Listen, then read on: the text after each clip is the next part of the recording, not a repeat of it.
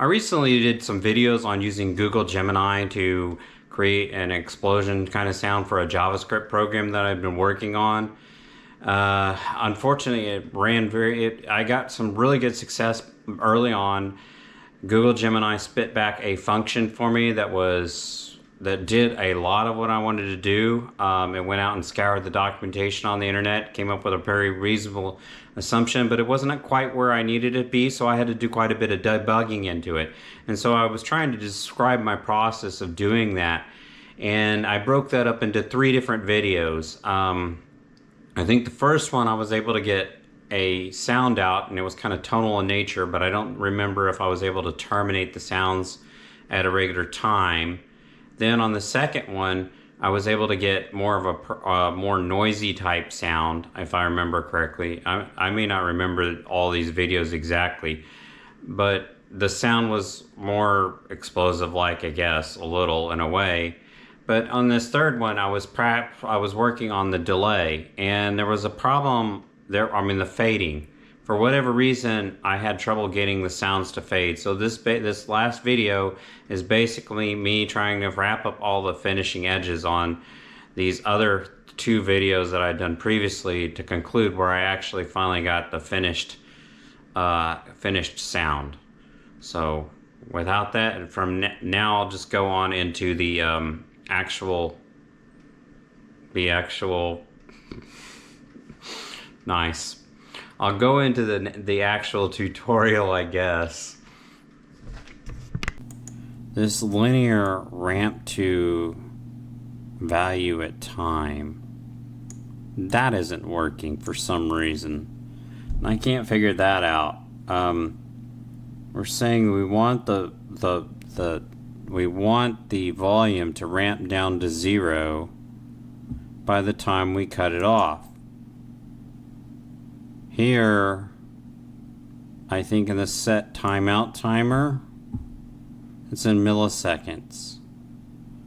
But in stop time times. But here in the linear ramp to, I guess it's in seconds. Let's look that up real quick. Copy Firefox. Whoops. Oh, that didn't do me any good. I just closed Gemini. I'm going to start all over. Ramp 2 at time. Value in time. A double representing the exact time in seconds. See, that's in seconds. So that makes sense. Okay.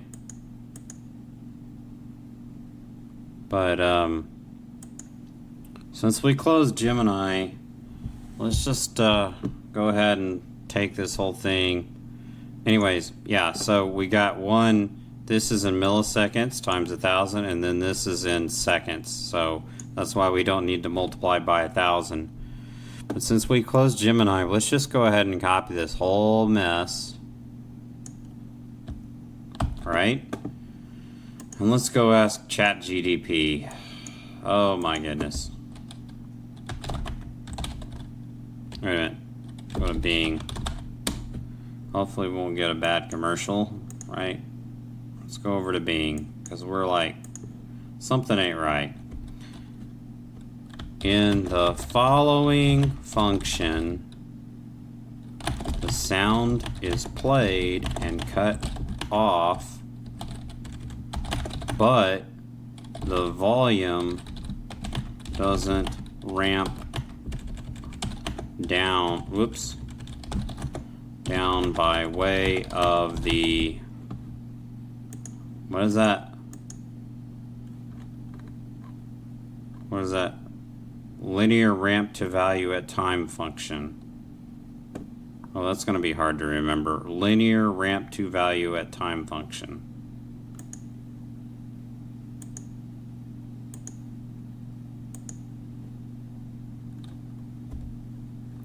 Actually, let's not even go there. Okay. In the following JavaScript function, I think I'm pretty sure it knows that this is going to be a JavaScript function, but let's just put it in there anyways. Of the, where is it? Let's copy that so I don't spell it right.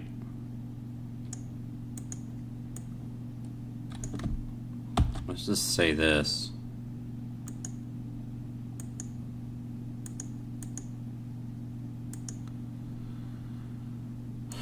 I'm tired. Way of the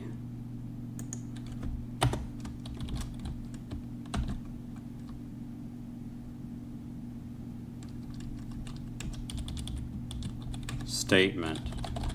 If the AI was embedded in the IDE, I could simply reference the line number, but in the following JavaScript function, the sound is played and cut off, but the volume doesn't ramp down by way of the blah blah blah blah blah statement.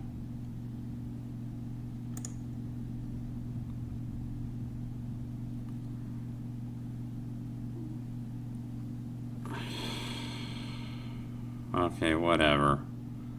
The stop time is calculated, which determines the sounds to stop. Make sure the duration aligns with the desired fade out time. Gain node setup. You created a gain node. Disconnecting nodes.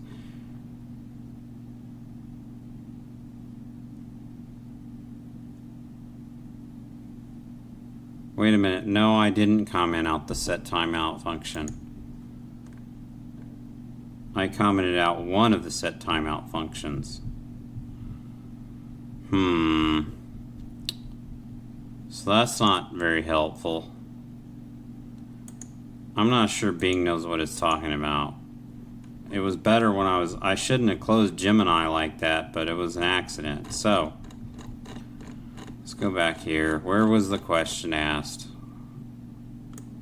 Oh my goodness, that's gonna be ugly. I don't want to retype this.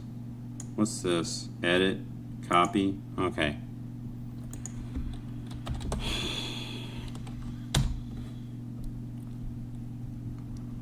I'm tired. Right. Okay, so I didn't sleep that well last night, and I need to eat something. If I eat something, I would be less tired, but let's see if Gemini won't remember what I was talking about because I don't have this attached to a workspace.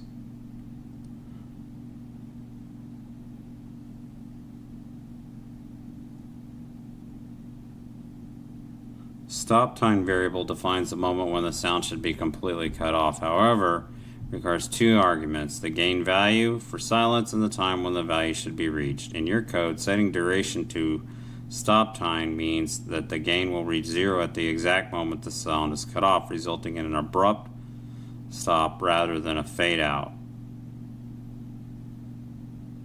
Huh? I don't know what that means.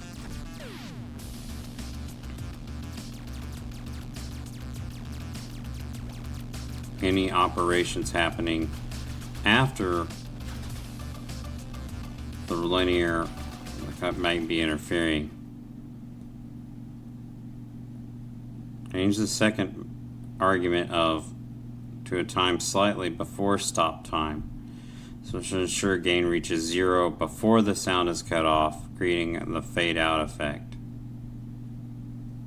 I shouldn't need to do that. So that don't make no sense. Let's copy this. We're gonna change this to like 0.3. 0.3. Let's see what happens if I do that, based upon what Gemini's trying to tell me to do. 0.3. That's a third of a second almost, sort of. I got too many windows open. This is going on longer than I want it to go on. Probably longer than you want it to go on too. Oh, wait a minute, I forgot to... There we go. We gotta refresh to get the latest code. Okay.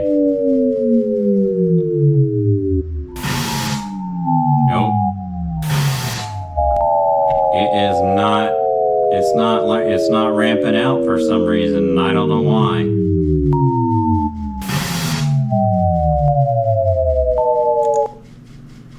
If I change that, I don't think that's the case. Gemini and Bing, Google Bing. Gain. Is there really a gain member of gain? Oh no, man.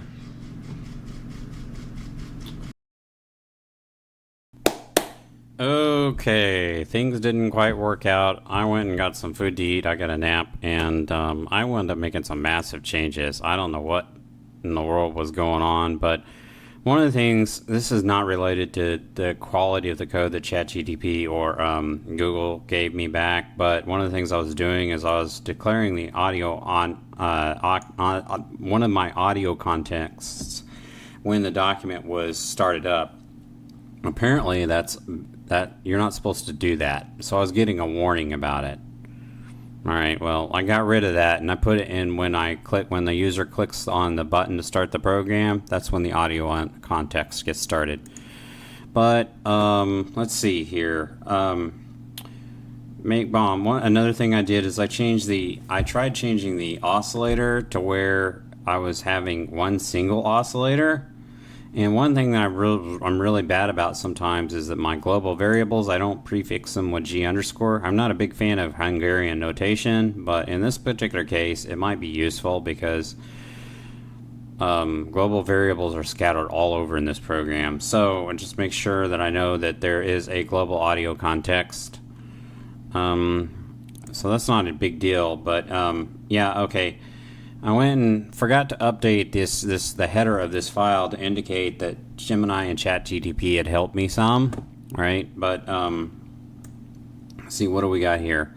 Oh, okay. Here's where I tried to declare the global audio context. That turned out to come out back and bite me later on, but I did that anyways. Then we go down, but it's at least allowing me to debug what I got. So this is just some comments. I had to massively change this play explosion program because some of the things that ChatGPT was telling me to, or Gemini was telling me to do, it just didn't make any sense. One thing that it told me to do is I think it told me to attach the the script processor. It attached the script processor to the node chain or the FX chain twice. You don't want to do that. You just want to attach it once. So I thought that might have been a part of the bug why the volume was not decreasing when I was expecting it to. Then some things I did is I went and cleaned up some of the variables, put them up towards the top to make it a little bit easier for me to read.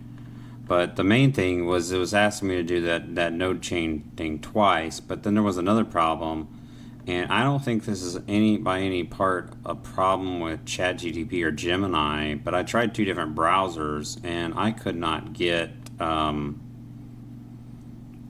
I could not get, where is it, linear ramp to value at time. I could not get this to work, no matter what I did. So one thing that's confusing is this gain.gain.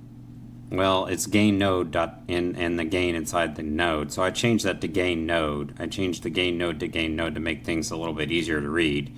At this point, I'm not going to really need a whole lot more feedback from ChatGPT or Gemini for this particular function because they've already done most of the work for me. But I've refactored it into something that's easier for me to understand. I think I axed some of the enhancements it made for the filter. I'll need to go back and put those back in. But I needed to do that to make sure why the volume wasn't getting decremented. And so to fix this linear ramp to value at time problem, I had to go down here and I had to add a JavaScript, an old school JavaScript timer. Not an ideal situation, but that's what I did. Where is it? Number of audio frames, I don't know. Set timeout, yeah, right here. So basically, that's the one that Gemini wrote. This one right here, set interval. In the set interval, I just say gain node.gain.value is minus the gain step down. I'm just decrementing the gain once every 60th of a second to go down to 0, and then this is going to catch it and clean it up anyways. Okay, ideally I would be doing this in my update frame function, but this is not designed to be a super robust program. I'm just trying to get by, you know, so I do whatever I can, and I was wanting to just use what Google ChatGPT gave me to begin with, but it just didn't work out for me for whatever reason, so I had to go and debug and see what I could do. And I don't know that it was anything against ChatGPT or Gemini, but this, as I said, the linear ramp to value at time was not working for me, and that's a pretty big criteria. I need that volume to decay. So I go back over here, and I'm going to reset.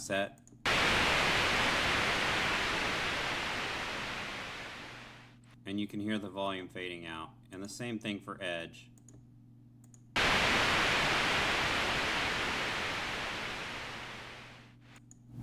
So I'm going to check this mess in that I have now, and then I'm going to go back and then I'm going to work on the filter, try to get the filter right.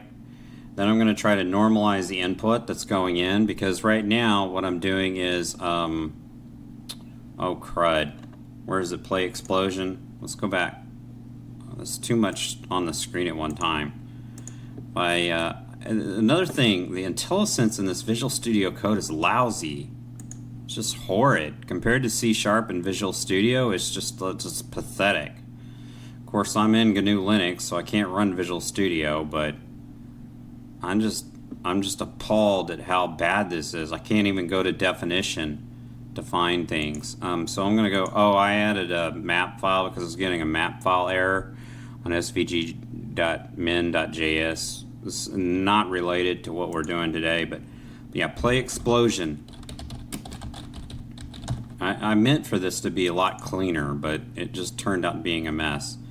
So right here, now, yeah, that's hard-coded for now. That's not supposed to be hard-coded. Right now, I'm just playing in an explosion of 5 seconds, and then I'm returning, okay? So my goal would be to normalize these forces right here, so that they come in somewhere between like 4 and 6, maybe. I don't know. Values of 4 and 6. Ideally, I would link this up to the flight path time, but I don't want to mess with that right now. The amount of time the highest object is on the screen. But I've had too many problems with this today, so we're just gonna try to pick some values between 4 and 6 so that we can have slightly varying sounds, so it doesn't sound completely static. And my computer seems to be overheating, so I'm sure my GoPro is overheating also. So I'm gonna cut out and come back. Hopefully, man, this video's gone way too long, but I'm gonna cut out, come back when I've got this I don't know, this stuff checked in, and I've resolved the normalization of the forces. Okay, this little experiment took way longer than I thought it would, but anyways, I think we're close enough done for today. Let's look at the changes here. Put in a little hack here to, actually, before we even get there, here I'm normalizing the forces. I'm trying to normalize them between 3 and 6.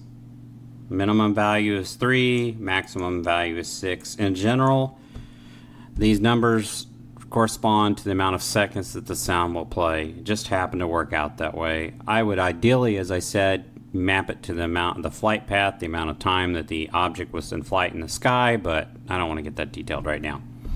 So I'm going over here, and basically I'm adding up all the different values that I can add for a single house part, all the different forces for one house part. So GC launch angle max, magnitude max, and rotation max. And then I multiply all those by the total number of house parts, because I don't want a separate oscillator for every single house part. I just want a separate oscillator for every house. Then I define a floor and a ceiling for the forces, the houses. And apparently I'm specifying a force floor of 1. I didn't think I was doing that. That's suspect. Well, I'm trying to get values between 1 and 7. So the force spread is the force ceiling minus floor, and then for the offset, I multiply the spread by the ratio of the total force divided by the maximum potential force. The total force was summed up here. Total force. Every time I encounter a house part, I add up all the forces. So the total force divided by the total force divided by the maximum total force, and then I multiply that by the spread to get an offset, and then I add that to the floor, which apparently is 1, and I thought I had that a little higher than that. That may not be a safe floor. So then I play the explosion with the normalized force. The minimum value is 1. So then we're going to need to go back up to play explosion and see, this is what I'm talking about. Right here, the filter frequency is the force minus 1. I put in this little hack, minus 1. So I could get a value as low as 0 for the filter frequency. That's not real safe. So I think I'm going to change that to 0.8. I'm just trying to get closer to the floor, basically. Okay, that's a hack. Then I multiply by 700, which is another hack, and this is kind of based off the Gemini code that I wrote. I mean, the Gemini code that Gemini wrote for me. Okay, but I had to debug it quite a bit because it didn't quite meet my needs. And ChatGPT didn't write too much of it, but it did help. It found a bug in the Gemini code, and I was able to bring that to Gemini's attention. Gemini was able to make a correction. And between the two of them, I got something done, but actually Gemini did pull the bulk of the work. I did the second most amount of work, and I think Bing ChatGPT did the third most amount of work. That's what I think. So anyways, I get this filter frequency, and then I go down here and I set the gain to 0.7 because I don't want it real loud over the other sounds to irritate people. And as I said, I just do that little loop to decrease the sound as it goes. So let's see how this sounds, hopefully. And we're gonna run it in Firefox. We could run it in Edge. Okay, 13 plus 4, I don't know what that is. 17. Let's defend the house. Oh, we saved it. There's one explosion. 10 plus 5. Oh, we're not gonna save that house. 11 plus 4. Apparently we didn't save a house, and we got a little bug back down there. Okay, you didn't really get to hear the differences in the pitches very well. So we're going to try it again in Edge. Same code, just Edge.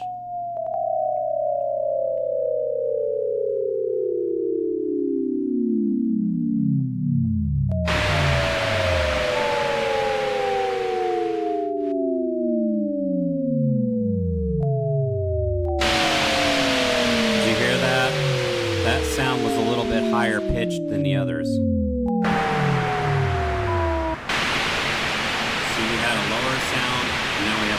Sound, and this one doesn't sound like it wants to stop. And also the playback times are supposed to be different. So I don't have a whole lot more to say about this because this video has already gone too long. So I'm going to check this code in and try to finish this video.